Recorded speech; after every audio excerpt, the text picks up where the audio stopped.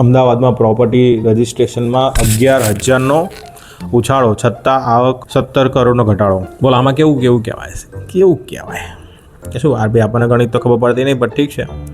11,000 વધ્યા, લોકો મકાનો ખરીદી રહ્યા છે, સરકારના આવક ઓછી થઈ રહી છે. ચમ બ્લેકમાં વેચાઈ શકશું મારા મકાનો? હા, દસ્તાવેજ ઓછા બનાવડાવે છે એવું લાગે લોકો.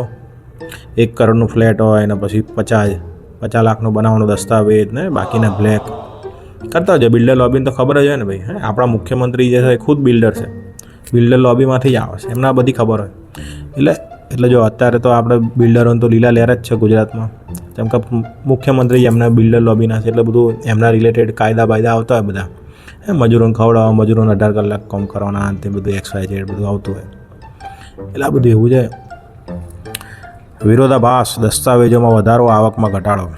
એટલે આમાં શું હોય? વહીવટ થતા હોય. આને તમને જો આવું પૂછવાની જરૂર નહીં, આ સિમ્પલ વસ્તુ. શું કહેવાય? વહીવટ. આ કદાચ વહીવટ થતા અહીંથી અહીં. હા, તમને આપણને બધી ખબર હોય પણ બોલવાનું નહીં. વહીવટ ચાલે આ બધા, એટલા માટે વહીવટ ચાલતો એટલે આ બધા આવક ઓછી થાય. કેમ કે બાકી બધી સરકાર ચલાવવા માટે તો જનતા ટેક્સ ભરે જ છે ને. તમારે સરકારને થોડી કમાવાની જરૂર છે કોઈ આ બધું કરીને. ખોટી વસ્તુ છે. એન્જોય કરો, એન્જોય.